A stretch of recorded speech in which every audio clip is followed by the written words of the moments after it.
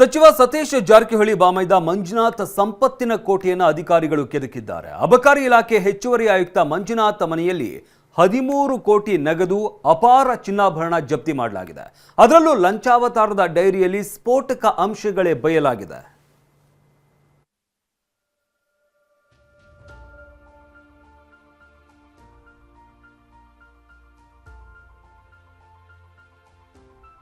ಸಚಿವ ಸತೀಶ್ ಜಾರಕಿಹೊಳಿ ಬಾಮೈದನ ಮನೆಯಲ್ಲಿ 13 ಕೋಟಿ ಸೀಸ್.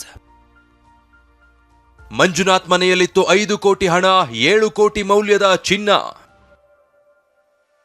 ಬೆಳಗಾವಿ ಸಾಹುಕಾರ್ ಲೋಕೋಪಯೋಗಿ ಸಚಿವ ಸತೀಶ್ ಜಾರಕಿಹೊಳಿ ಬಾಮೈದನಿಗೆ ಇಡಿ ಶಾಕ್ ನೀಡಿತ್ತು. ಬೆಳಗಾವಿ ವಿಭಾಗದ ಅಬಕಾರಿ ಇಲಾಖೆ ಹೆಚ್ಚುವರಿ ಆಯುಕ್ತ ಮಂಜುನಾಥ್ ಸಂಪತ್ತಿನ ಖಜಾನೆಯನ್ನ ಕೆದಕಿರೋ ಇಡಿ ಅಧಿಕಾರಿಗಳೇ ಬೆಚ್ಚಿ ಬಿದ್ದಿದ್ದಾರೆ. ಮಂಜುನಾಥ್ಗೆ ಸಂಬಂಧಿಸಿದ್ದ 14 ಕಡೆ ದಾಳಿ ಮಾಡಿದ್ದ ಇಡಿ ಜನ್ಮ ಜಾಲಾಡಿದೆ. ದಾಳಿ ವೇಳೆ ಮಂಜುನಾಥ್ ಮಾತ್ರ ಅಲ್ಲ, ಪತ್ನಿಗೂ ಇಡಿ ಅಧಿಕಾರಿಗಳು ಹಲವು ಪ್ರಶ್ನೆ ಕೇಳಿ ಮಾಹಿತಿ ಸಂಗ್ರಹಿಸಿದ್ದಾರೆ.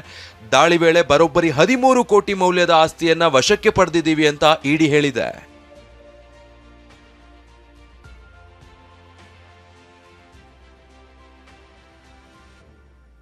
ದಾಳಿ ವೇಳೆ ಬರೋಬ್ಬರಿ 13.3 ಕೋಟಿ ಮೌಲ್ಯದ ಆಸ್ತಿಯನ್ನ ವಶಪಡಿಸಿಕೊಂಡಿರೋದಾಗಿ ಇಡಿ ಹೇಳಿದೆ.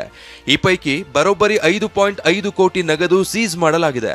ಇನ್ನು ಮನೆಯಲ್ಲಿ 7.8 ಕೋಟಿ ಮೌಲ್ಯದ ಚಿನ್ನಾಭರಣ ಪತ್ತೆಯಾಗಿದೆ.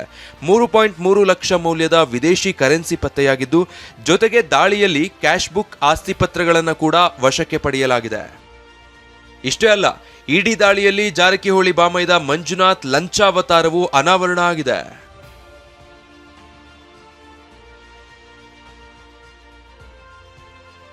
ರಾಜ್ಯ ಅಬಕಾರಿ ಇಲಾಖೆಯಲ್ಲಿ ವ್ಯವಸ್ಥಿತ ಭ್ರಷ್ಟಾಚಾರ ಆಗ್ತಾ ಇದೆ.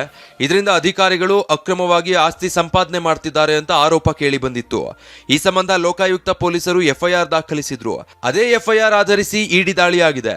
ಈ ವೇಳೆ ಅಬಕಾರಿ ಲೈಸೆನ್ಸ್ ಮಂಜೂರು ನವೀಕರಿಸುವಾಗ ಲಂಚ ಪಡೆದಿರೋದು ಗೊತ್ತಾಗಿದೆ. ಅದರಲ್ಲೂ ಲಂಚ ಪಡೆದ ಕುರಿತು ಉಲ್ಲೇಖಿಸಿದ ಡೈರಿ ಕೂಡ ಪತ್ತೆಯಾಗಿದೆ.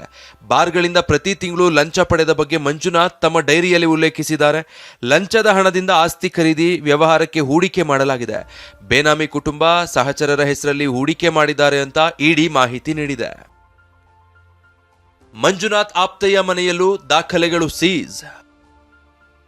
ಮೈಸೂರಲ್ಲೇ ವ್ಯಾಸಂಗ ಮಾಡ್ತಿದ್ದ ಮಂಜುನಾಥ್ ಮೊದಲು PSI ಆಗಿದ್ದ. ಬಳಿಕ KAS ಮುಗಿಸಿ ಅಬಕಾರಿ ಇಲಾಖೆ ಅಧಿಕಾರಿಯಾಗಿದ್ರು. 2012-13ರಲ್ಲಿ ಮೈಸೂರು ಅಬಕಾರಿ DC ಆಗಿದ್ದ ವೇಳೆ ಅಲ್ಲೇ ಕೆಲಸ ಮಾಡ್ತಿದ್ದ ಯಮುನಾ ಕೂಡ ಪರಿಚಯ ಆಗಿದ್ಲು. ಈ ಯಮುನಾ ಸದ್ಯ ಸ್ವಯಂ ನಿವೃತ್ತಿ ಪಡೆದಿದ್ದಾರೆ. ಮಂಜುನಾಥ್ ಆಪ್ತೆಯಾಗಿದ್ದ ಯಮುನಾ ಮೈಸೂರಿನ ಬ್ಯಾಂಕ್ ಒಂದರ ಲಾಕರ್ನಲ್ಲಿ ಆಸ್ತಿ ದಾಖಲೆಗಳನ್ನು ಇಟ್ಟಿದ್ರು. ಅವುಗಳನ್ನು ವಶಕ್ಕೆ ಪಡೆಯಲಾಗಿದೆ. ಯಮುನಾ ಹೆಸರಲ್ಲೂ ಮಂಜುನಾಥ್ ಅಕ್ರಮ ಆಸ್ತಿ ಸಂಪಾದಿಸಿರುವ ಆರೋಪ ಇದೆ. ವಿದೇಶದಲ್ಲಿ ಆಸ್ತಿ, ಅಕ್ರಮ ಹಣ ವರ್ಗಾವಣೆ, ಹವಾಲಾ ದಂಧೆ ಸೇರಿದಂತೆ ಹಲವು ಆರೋಪಗಳಿದ್ದಂತ ಹಿನ್ನೆಲೆ ಈ ದಾಳಿಯಾಗಿದೆ. ವಿಚಾರಣೆಗೆ ಕರೆದಾಗ ಬರಬೇಕೆಂದು ಯಮುನಾಗೆ ಇಡಿ ಅಧಿಕಾರಿಗಳು ಸೂಚಿಸಿದ್ದಾರೆ. ಇತ್ತ ಲೋಕೋಪಯೋಗಿ ಸಚಿವ ಸತೀಶ್ ಜಾರಕಿಹೊಳಿ ಬಾಮೈದ ಹೇಗೆ ಉತ್ತರ ಕೊಡ್ತಾರೆ ಅನ್ನೋದೇ ಸದ್ಯದ ಕುತೂಹಲ. ಮೈಸೂರಿಂದ ರಾಮ್ ಜೊತೆ ಸಹದೇವ ಮಾನೆ, TV9 ಬೆಳಗಾವಿ.